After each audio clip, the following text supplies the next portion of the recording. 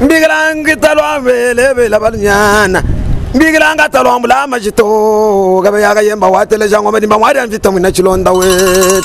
Il y a deux éléments qu'il faut retenir. Il y a d'une part une indiscipline généralisée de la part de nos frères les motards qui ne veulent pas se conformer aux instructions de la hiérarchie, n'est-ce pas? En ce qui concerne par exemple les gestes barrières, vous connaissez les instructions formelles du chef de l'État par rapport à ça, dans le cadre de la lutte contre la pandémie du Covid-19. Il se fait que les motards ne veulent pas obtempérer, par exemple à l'injonction de ne transporter qu'un seul passager.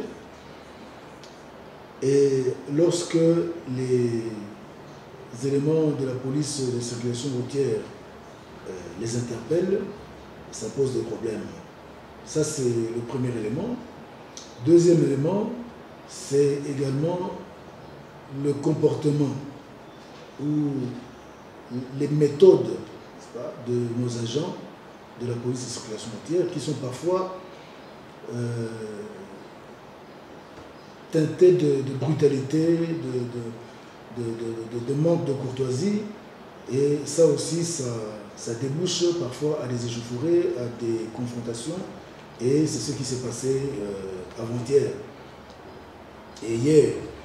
Donc cela nous a conduit à descendre sur le terrain, rencontrer les intéressés et essayer d'échanger avec eux. Et ce qui ressort de nos discussions, c'est qu'effectivement, de part et d'autre, il y a à boire et à manger. Et de la part des motards, c'est cette indiscipline-là, ils ne veulent pas se conformer aux instructions. Et de la part de nos éléments, une certaine forme de tracasserie. Alors, quelques décisions ont été prises. Nous avons changé les équipes des éléments dont le nom revenait souvent, en termes de tracasserie, en termes de brutalité, de méthodes assez, disons, cavalières. Et nous avons également prévenu les motards que les instructions de la hiérarchie restent d'application et que de manière pédagogique ou de manière ferme, nous allons continuer à combattre cette indiscipline-là. Voilà donc les deux éléments que je pouvais retenir de la situation qui prévaut entre les motards, les taxis-motos et nos éléments sur le terrain.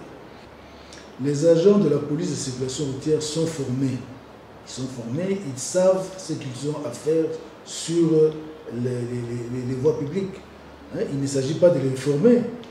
Ils savent ce qu'ils ont à faire. Mais il se fait que certains parmi eux se livrent à des actes répréhensibles. Vous comprenez? Il faut plutôt parler de la sensibilisation des usagers de la route aussi. C'est-à-dire que le Kasaï oriental n'est pas une province à part, qui aurait un statut spécial, où les gens ne doivent rien respecter. Donc, il faut que les gens apprennent à respecter la loi. Et la police n'est que la main exécutrice de l'État. Ce que nous appliquons sur le terrain ne vient pas de nous, ce sont les instructions que nous recevons de la haute hiérarchie. Donc les gens doivent apprendre à respecter la loi. Ce serait déjà une première étape. La deuxième étape, et ça nous concerne nous, c'est de discipliner nos agents.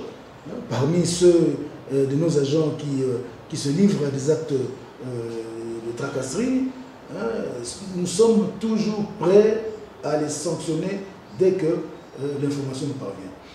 Depuis que je suis là, nous avons changé plusieurs équipes de la PCR, que ce soit au rond-point de l'Étoile, que ce soit au rond-point Kalala.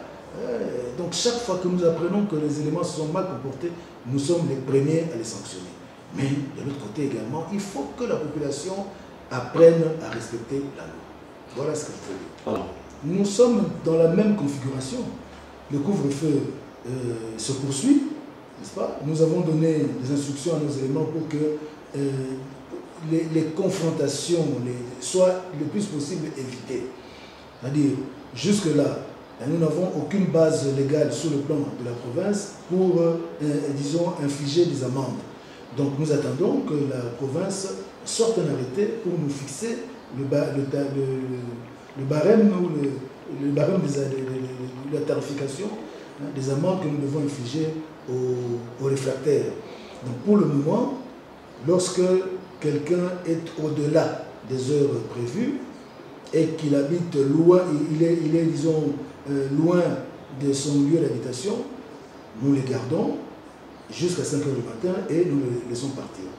Et s'il s'avère que son habitation est proche de la barrière où il est appréhendé, on conseille aux policiers de le ramener chez lui sans problème. Mais, une fois de plus, là également, il y a toujours de l'indiscipline.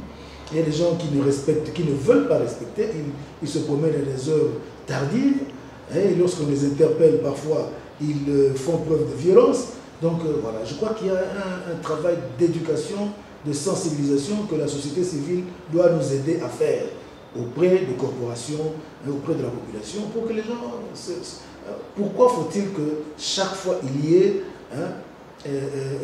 disons, usage de la violence pour que la population comprenne ce qu'il y a à faire, pour son bien?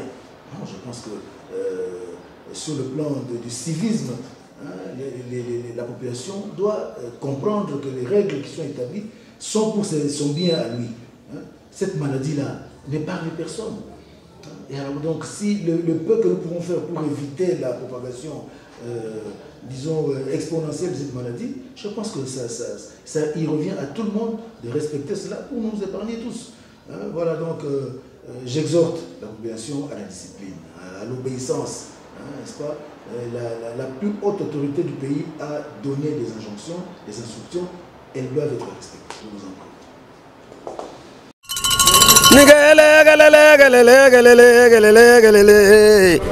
Mbigilangi talwa vele vela balnyana mbigilanga talwa mbula majito gabe yaga yemba watele jango medimba mwari anvita mwina chilonda we